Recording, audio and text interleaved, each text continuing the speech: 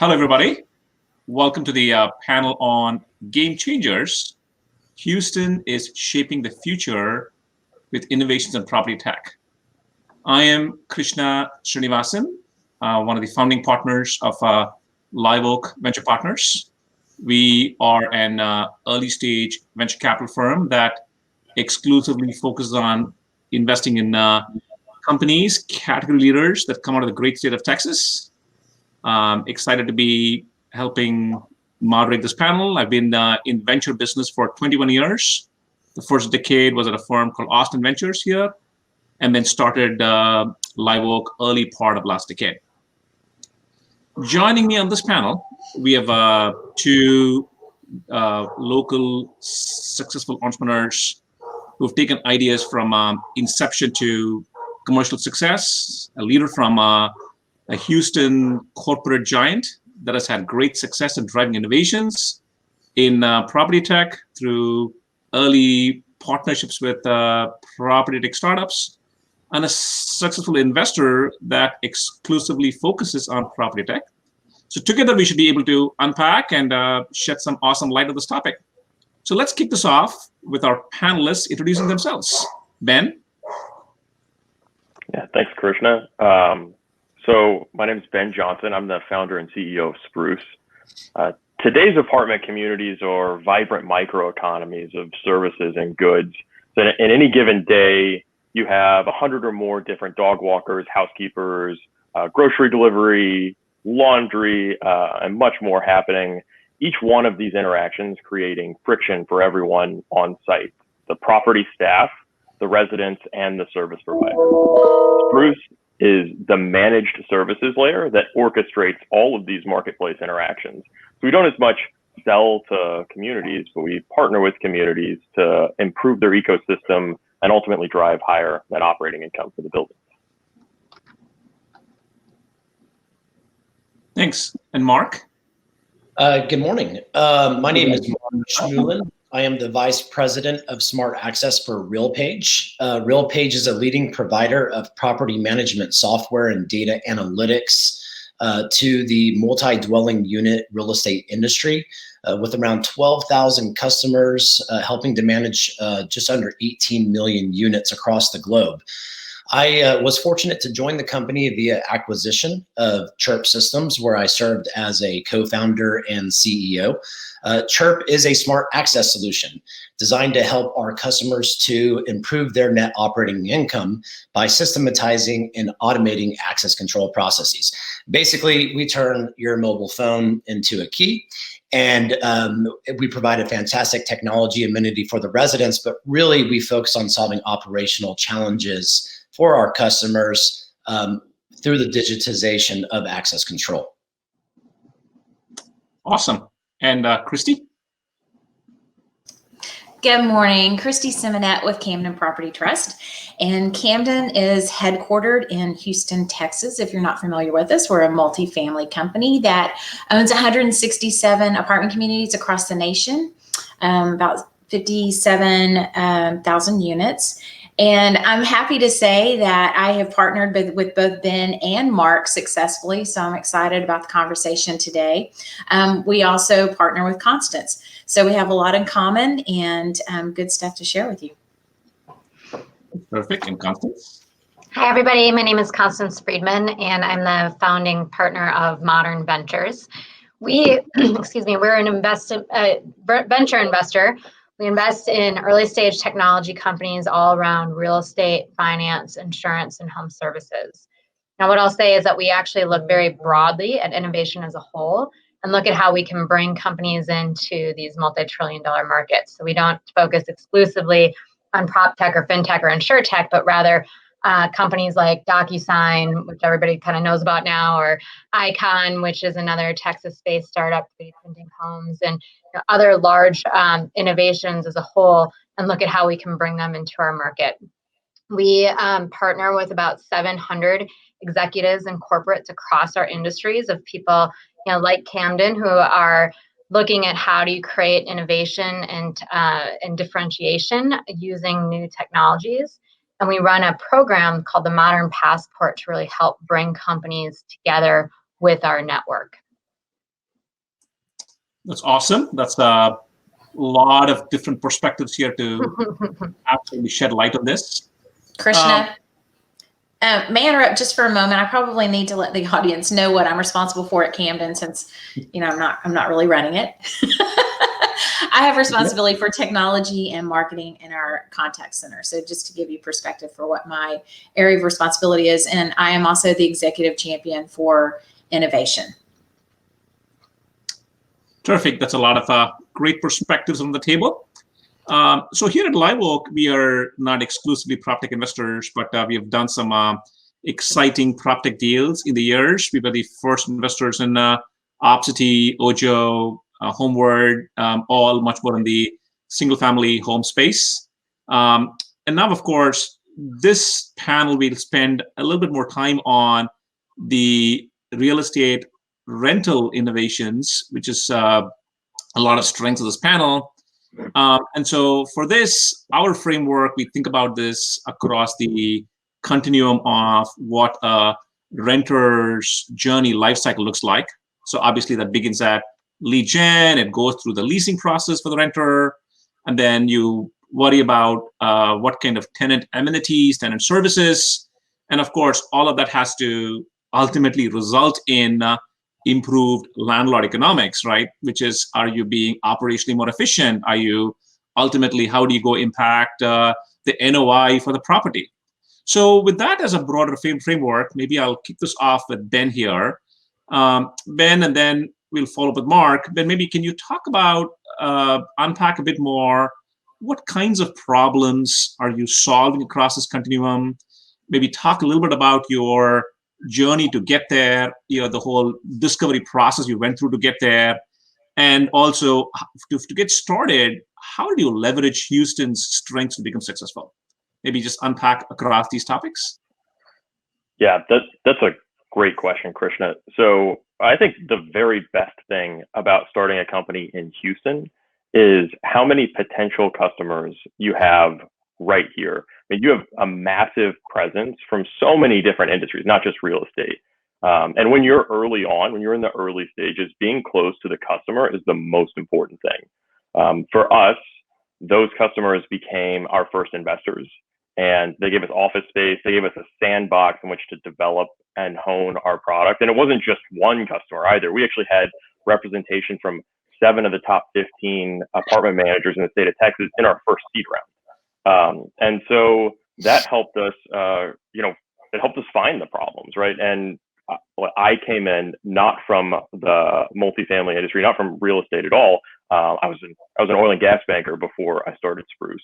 And I felt like I had a problem from a resident's perspective, but I did not yet understand what the industry needed in solving that problem as well. And we're a 3-sided marketplace. So it was iterative.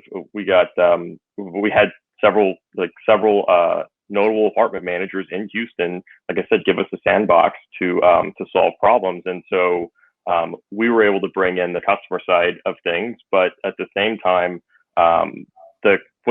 what residents are doing is creating friction for the property managers. Every time they order a package or book a service, hire a housekeeper that they found on Yelp or Craigslist or wherever, that creates a liability and a friction point for the property staff. And so Spruce worked with apartment managers to help eliminate those friction points and basically make their day go smoother and easier, ultimately lowering costs and improving resident retention along the way. Yeah, Mark, maybe similar framework, similar questions. Yeah, I was just going to say, I think Ben articulated it beautifully. The way that he started his business is actually very similar to how Chirp was started. And, I think Christy left off of her resume that she is essentially a co-founder of Chirp, at least as far as I am concerned. So, with Chirp was started really with a preliminary problem statement and just a very innovative first customer and investor in Camden Property Trust. And they kind of took corporate venture capital to a whole new level. Instead of just giving us some money, they actually fully incubated Chirp. And Camden brought to us not only the promise of a portfolio-wide deployment as a customer if we can get it right. They also provided us with capital, but probably the greatest value they provided us with is that sandbox with understanding the constraints around which we innovated and architected our solution. So, most startups fail because they don't fully understand the problem statement, right? We start with a product and we just try to sell it, right? Well, we hadn't even written a line of code when we first started with Camden. And we took our time working with Camden executives, but also spending time in the leasing offices with facility technicians, residents, and really understanding the challenges for the entire ecosystem. And Ben's exactly right. We live in this new economy where goods and services are being delivered inside of these gated communities, sometimes directly to the resident. And what we noticed is that as this economy is changing, it's putting more stress on management. And we believe that we can solve this problem through the automation of access control, not just by putting smart locks on resident unit doors, but automating the process from the curb to the couch. And really what drives everything we do is this fundamental question of what value can you unlock when you can control access digitally. Of course, it provides a fantastic technology amenity, and it helps on the NOI side of things for our customers by helping them to stabilize and lease up and maybe even increase rents through a great technology amenity. But our focus is really solving the operational challenges around move-ins and move-outs and lockouts and data entry and now these new issues with excessive packages and other goods and services being delivered into the building, even with like COVID, and maybe we'll touch upon this later, but, enabling things like self-guided tours, enabling services like what Ben does with Spruce to get to remove some of that friction on property management because they need access into the building and into the unit itself. So, I'm grateful that I also had around 7 years in the San Francisco Bay Area, working on another startup that had a successful exit. But I am a Houstonian, and I moved back to Houston with my family, and I wanted to start a business here in Houston. And starting up in Houston, the model is going to be different than in other parts of the country. And so we got to play to the strengths. And Houston has one of the largest concentration of Fortune 500 companies. As Ben said, tons of potential customers here in Houston.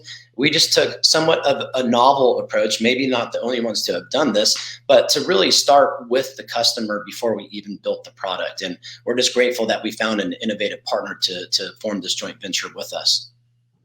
Wow, that's quite a remarkable partnership here. And,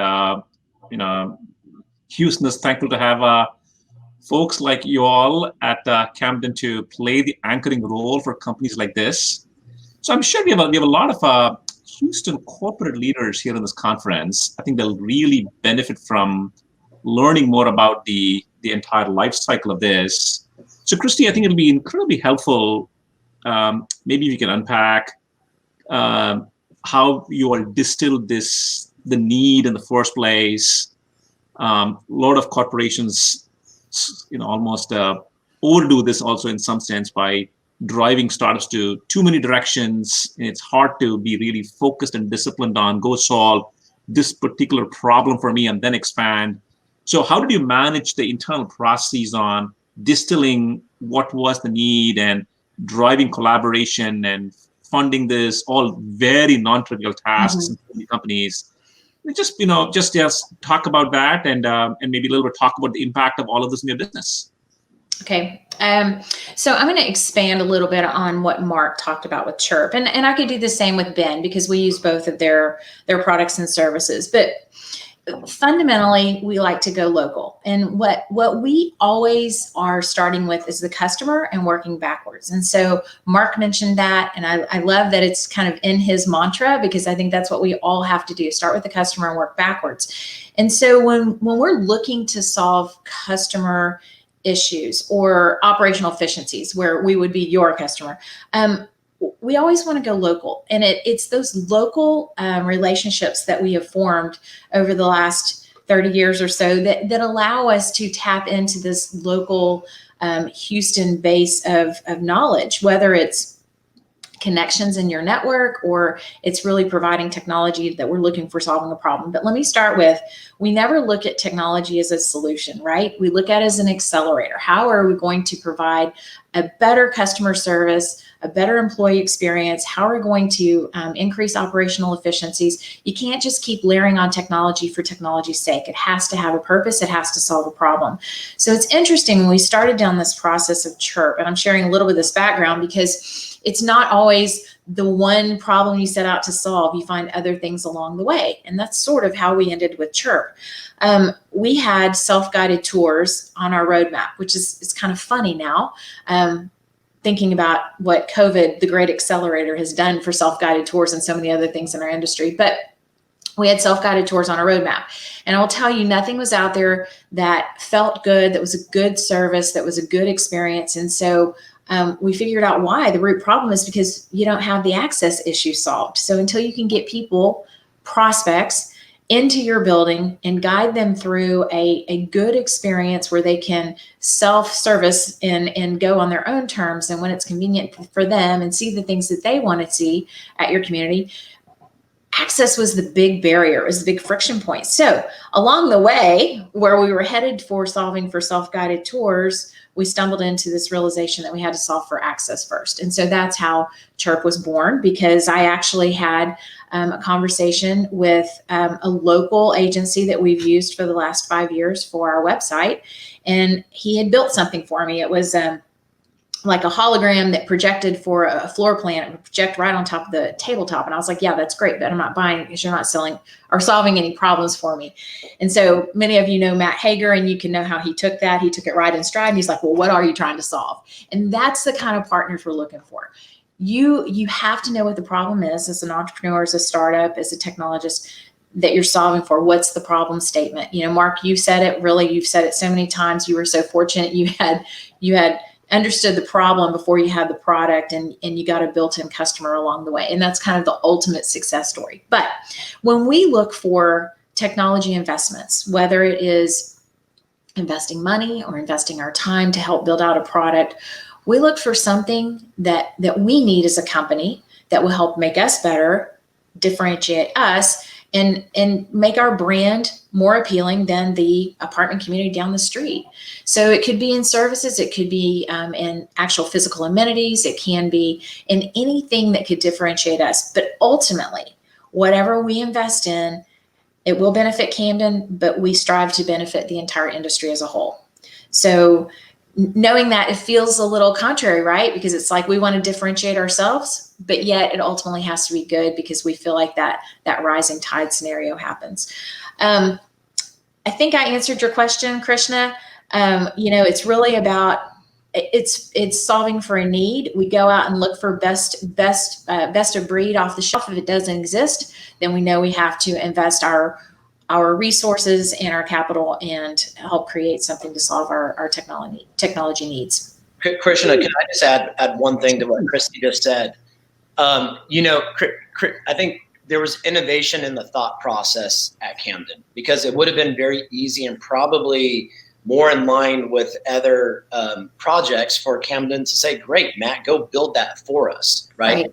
But instead we had the opportunity to build it with Camden for the entire industry. And really with Camden, being on the tip of the spear, the bleeding edge, to learn along the way with us to develop a solution that ultimately we can sell into the entire industry, which is indeed what we're doing today now, just partnering with RealPage.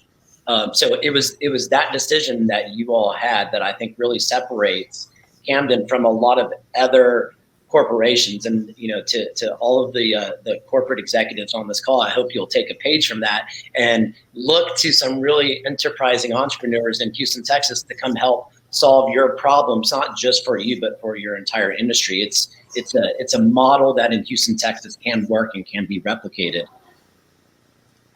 No, that's a remarkable partnership. We don't frankly see this happen this successfully from the ideation phase through the iterative feedback. And and when folks come to us, come to Constance with that level of endorsement with an incredible, powerful customer already part of that, it really de-risks it. It really eliminates concerns around, look, is there a product market fit here or not? So that's definitely, very fortunate here for for the impact you have had and that life cycle there, Christy, for Chirp. So, Constant, maybe turning it over to you. It's not always that we come across instances where we have one of the best customers in the world being part of the ideation phase for a company. A lot of times, companies are coming to us with point solutions. They're coming to us with an expansive future vision, like the way Mark talked about. Maybe talk about how do you all think about vetting these companies, and how do you think about point solutions versus a broader platform like the way Mark ultimately articulated? There are a lot of entrepreneurs in the audience, so maybe give them some guidance and perspectives on your thought process in helping them think about their own initiatives. Yeah, so I would say that we have Modern has a bit of a different model than the typical venture groups because we are focused vertically, and we partner with corporations across these industries. It sort of is our bread and butter to figure that out, and part of our full out investment thesis, in fact. And so, just to kind of give a little context, we've been doing this since 2008. So we're on our third fund right now. And, in 2008, obviously, we all remember the world's falling apart and we're starting a venture fund. And we're starting a venture fund focused on these big verticals that are part of this big fallout, right? And so what I wanted to do, I was looking around and seeing all these venture funds exit, not be able to sustain their own portfolios, and starting this fund at that time, I wanted to make sure we were doing something different, something that would have longevity, something that would not succumb to some of these downturns far into the future. And so our whole platform was built on that synergy that you all have been talking about. So, the idea of if we can find the best companies to bring to our industry, then the industry is going to find that valuable. They'll use those companies. The industry will therefore gain value from that. The companies will gain value because the industry is using those companies, and therefore the fund will gain value from it. And so the whole platform was based on this idea of finding, not just companies like Camden who are, specifically focused on real estate, but everybody has real estate in there. Every big company, every big corporation, every one of HX's, partners and, the Houston ecosystem, we all have real estate. I mean, even Waste Management, right, which is, servicing real estate. So, we all touch it in some way, and we all have insurance needs. We all have transactions and financial needs. And so, bringing together a group, like I said, of these 700 corporations and customers, potential customers for our companies, and partnering with the companies for us was absolutely the best validation of what we should actually invest in. Because to your point, Krishna, there's a whole bunch of point solutions out here, and kind of what I think is cool doesn't really matter. It's what the customers think are cool, right? And it's, do the customers feel like it's solving a real problem? And so, the ecosystem that we built together, which we, pulled together through the Passport program, and maybe I should talk a little bit about that, but it's really built on this idea of let's go find kind of the most innovative companies, bring them into our markets, see how the market reacts, and potential customers react, and and kind of make the investment decisions based on that. And so, I think it's an incredibly important part of, is something a feature or is it, a real solution? One of the things we also think a lot about is, there might be a bunch of different point solutions, and any of them on their own aren't that interesting, but actually if you bring them together, you might actually create something that solves much larger challenges than any one company alone. I mean, even if I think about you guys, what Ben and Mark do, the services element of what Ben's company provides, don't really do anything unless the people can get into the house to service the apartments, right? And so what Chirp provides is that digital access. Those two companies together are stronger in some respects than you guys alone. And so we think a lot about how do we help people form partnerships among the portfolio or with other technologies out there to create that full out solution, something that truly solves a problem for the industries and the players in it. Constance, so you alluded to the Modern Passport program there, which is well regarded in the industry. So we do have a lot of entrepreneurs in the audience. So maybe you can talk about what is the sweet spot for the program? What kinds of companies and their evolution, and what stages of evolution should they be contemplating working with you all on the Passport program? Yeah, so the Passport program is something that we call an industry immersion program. So it's a 7-month program. We run it 2 to 3 times a year. We bring 6 to 10 companies in at a time. And it's really designed to help bring companies into our industries, which are, 20% of the US GDP, multi-trillion-dollar industries. And so the program is stage agnostic. We have companies that are pre-revenue all the way to 60 million in revenues, seed financing all the way to $450 million valuations. And really it's designed to help people who want to get into the industry or people who are already in the industry to accelerate their businesses. And so we do 4 main things around the program. First is strategic guidance. So how do you think about coming into the industry in the first place? Who are your true customers, the decision makers? How do you price appropriately? What's the difference between an owner and an operator and a manager? And things that, like, if you don't know the industry already, I guess you Ben and Mark kind of laughing, because if you don't know the industry already, like it's that in of itself is a big education part when you start approaching it. So we help accelerate that part of it. The second is what we call mentorship. So what those 700 executives do is commit a half day of their time in which they'll meet with each of our companies, listen to their pitches, and give feedback. So it's a really great business development opportunity on both sides. We curate these one-on-one meetings throughout the program of potential customers, and the industry executives, they get value from both learning what's out there, but also to help shape the solutions. The third part of it is what we call pilot programs. So we work with each company to create some low or no cost way for our corporate partners to try before they buy, really just to kind of ease that commitment and again help shape those solutions. And then the final part of it is exposure. So we spend a lot of time at different industry events or around helping educate the industry that these companies exist. And truly by the end of it, companies either have a really great pipeline that's been accelerated 2 or 3-fold, or they don't. And both things are very valuable to know. So if they don't have a great pipeline or sales funnel at that point, they're probably not going to make it in these industries. It's just not the right thing. So we have companies that like I said are real late stage, looking for a B2B play where versus a B2C play, or just coming in and expanding their verticals.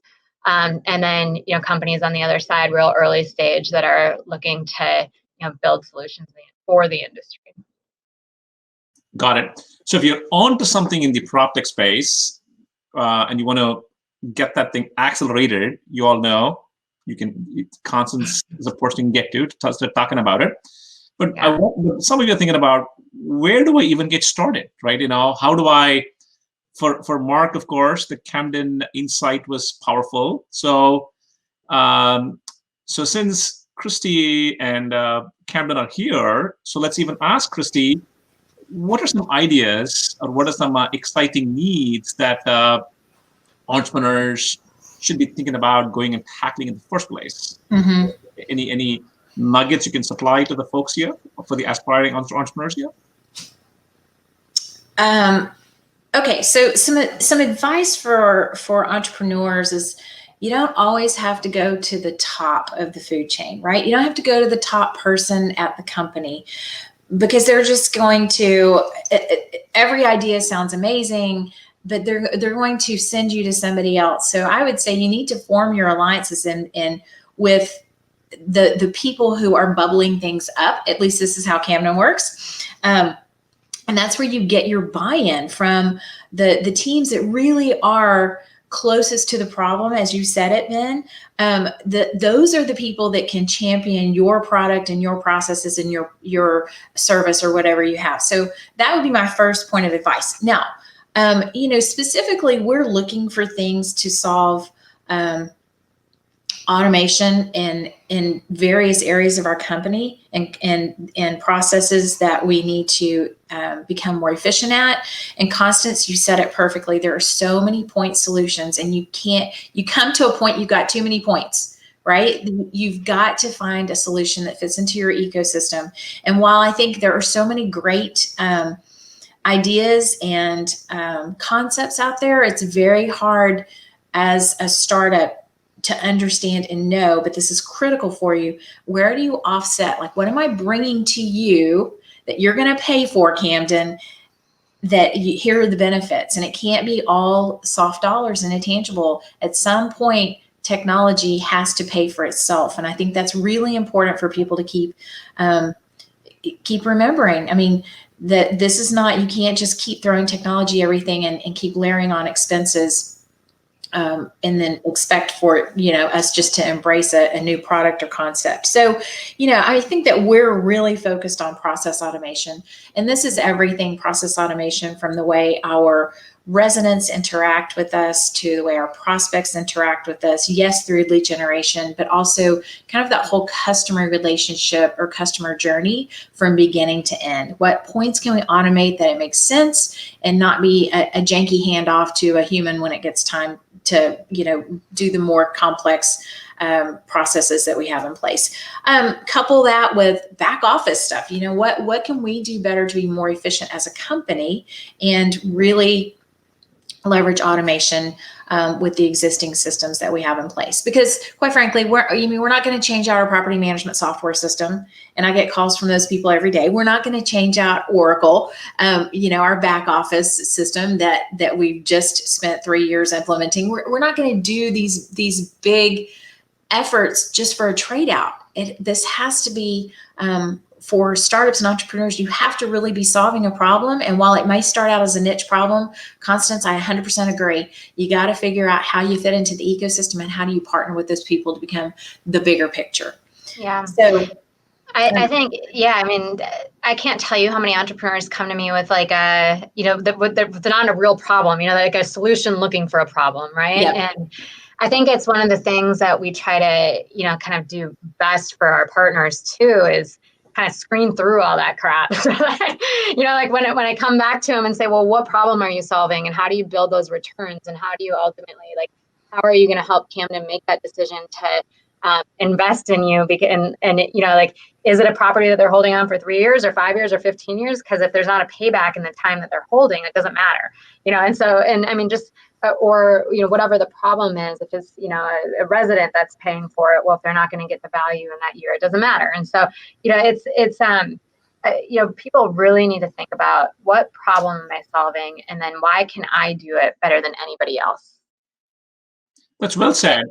So we talked about process automation for those of you to think about. Number 2 is go work on back office needs, which will ultimately help hopefully drive NOI. And number 3, which folks like Ben are solving, are tenant services, tenant amenities here. And obviously, Ben saw a need for a problem. And so, Ben, maybe you can talk a little bit about, clearly there are ways to go tackle this need by providing a technology solution directly to a landlord, or you can go over the top, right, and go direct to a tenant and start to offer these services. So maybe talk about what was your thought process in, you all, of course, go over the top and go to tenants directly and offer these services to them. But of course, in partnership with the landlords there. So talk a little bit about how you thought about this, a direct service to a tenant, as opposed to maybe creating a technology platform for the property managers utilize. Shed some light on that, please. Yeah, great question, Krishna. So, one of the first things you might learn in Constance's program is that you can't call them tenants, they're residents. That is one of the first things you'll learn.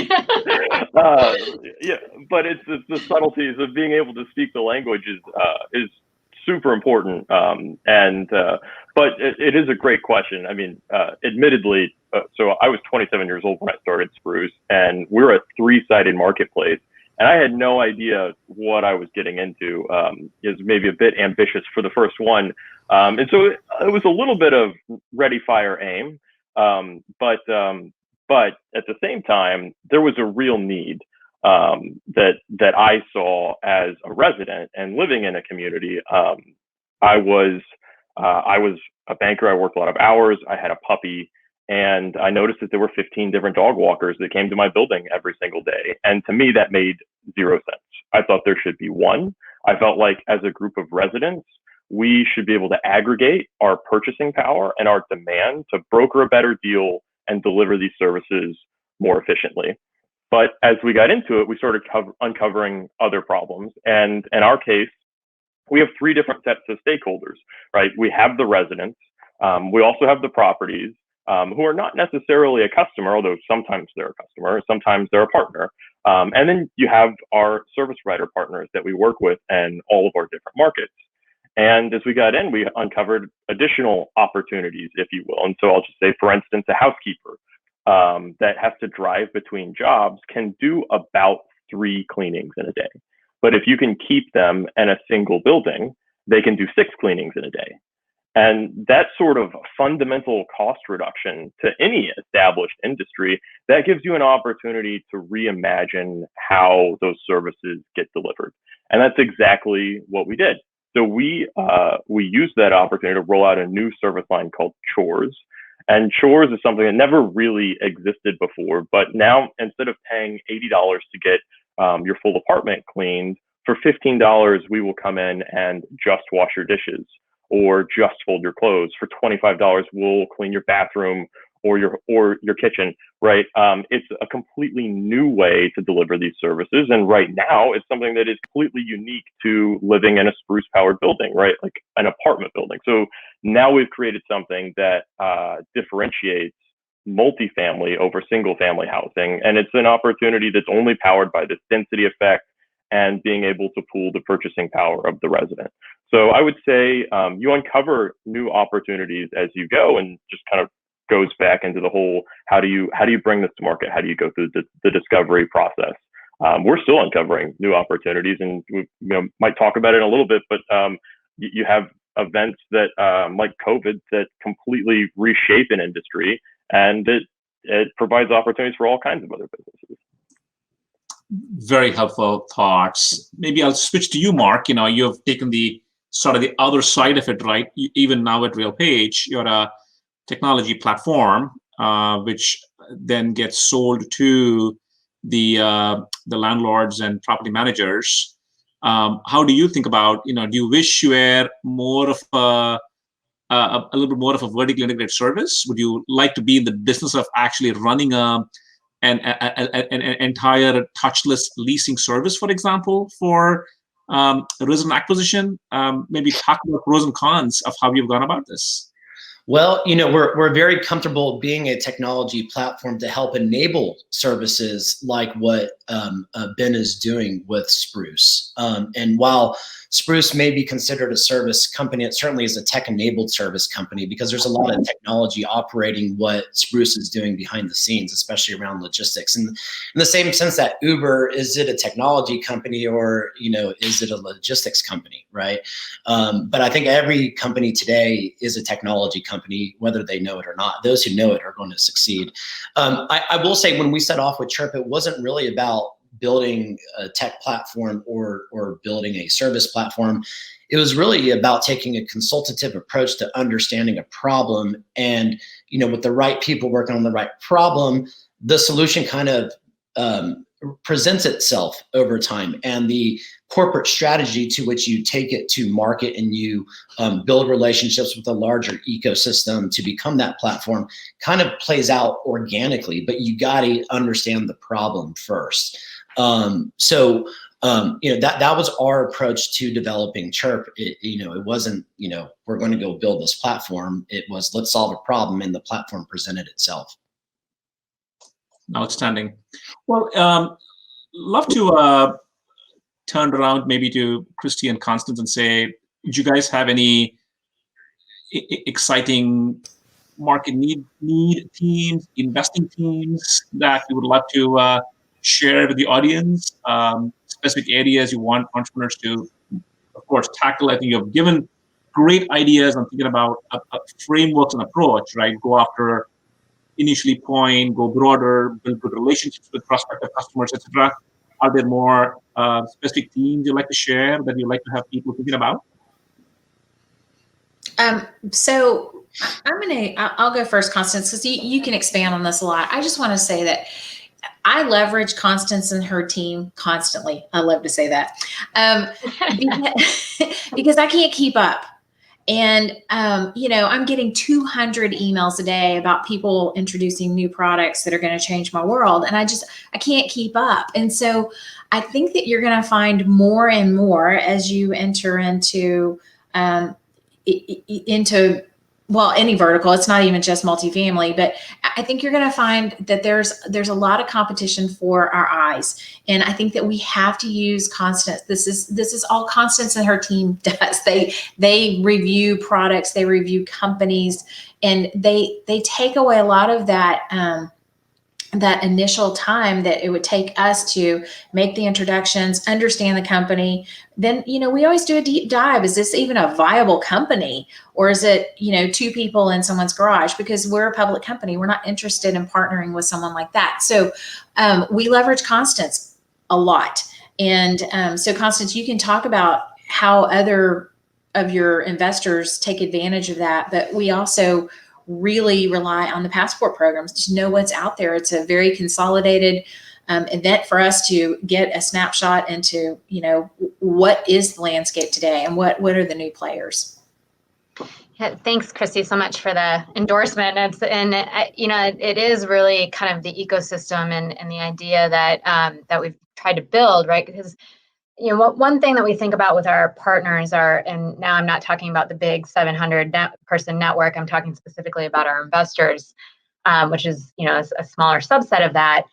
One thing we really focus on is kind of like the approach of three main things. One is we try to understand like what are the problems that you're trying to solve, right? Like, so what is the day-to-day and the here and now?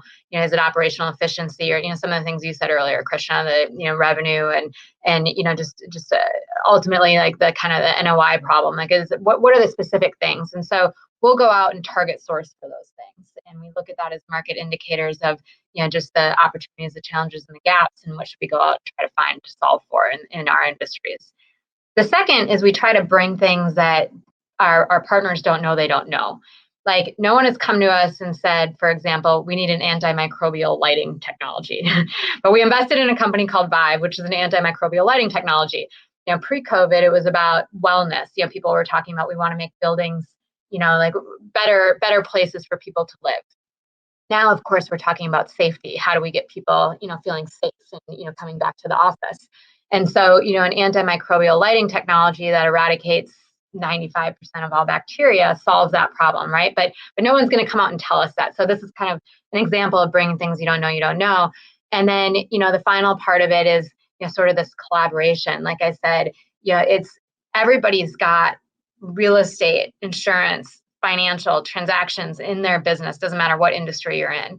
And so one of the things that we do, and we're talking about Houston, so this is kind of a shout out to Houston too, is we bring together, big corporations and big, like-minded businesses that have similar challenges across their ecosystem, same vertical or not, and think about how together can we be solving for bigger problems. So like, let's just take any of the big corporations within Houston, there's a lot of relocation, right? Well, maybe Camden's properties are the perfect solution for that. And, the virtual touring and, everything like that and the technology around it from someone going from a move, we can bring them through that whole move and that whole process all digitally because the technology exists now to do that. So, that's kind of how we look at it when we think about, sort of the broader ecosystem and, what opportunities and challenges COVID or non-COVID world or just what's out there in a whole. One of the things that we find and, again, having done this now for going on 13 years is that it's really easy for corporations to kind of do things the way they've always been done when things are going well. In a time like this, when there's a downturn or a time of uncertainty, now's the time to lean in. A lot of corporations do the opposite. They kind of freak out. And innovation might be the first thing that they cut. Right. But now's the time to lean in because now's the time where, technology, again, not to be used for sake of using technology, but to solve real problems. Now's the time to really push ahead of everybody else and where we'll start to see, big winners I think, across, every corporation. Which is what brings us to an exciting time here in Houston's future, because so much of this innovation gets driven by the presence of forward-thinking large corporations that can drive market needs, that can drive innovation in the smaller companies, and that nexus between the corporations we have in Houston, with folks like Camden leading the way, is what makes us incredibly enthusiastic and optimistic about the future of innovation in this nexus between real estate more broadly, not just multifamily, more broadly, and the technology industry. And so, as epitomized by the kind of the quality of conversation we have had here. So, would like to thank you all for sharing an exciting morning here in sharing these perspectives, and look forward to more further collaborations and making this an even greater place for innovation entrepreneurs in the future. Likewise, thank you. Thank you, Krishna. Thank you, everyone. Krishna.